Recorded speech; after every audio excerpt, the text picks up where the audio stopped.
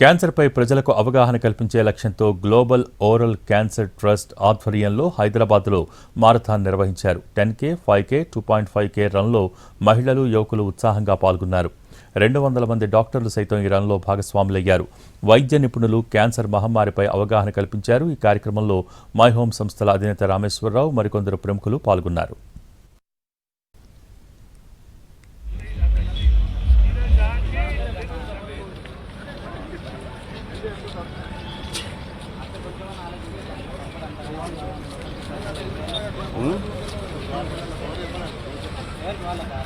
మనందరికి తెలుసు, క్యాన్సర్ అనేది 99% మన యొక్క అలవాట్లతో, మన యొక్క హ్యాబిట్స్తో ఇది వస్తుందని.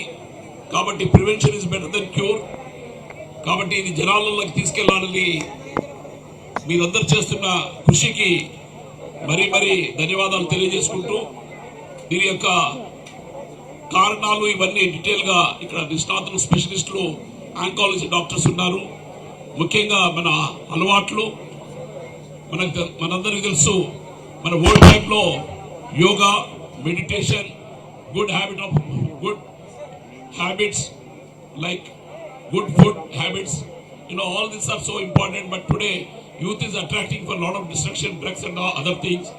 I request all the specialists on this dais to explain about it.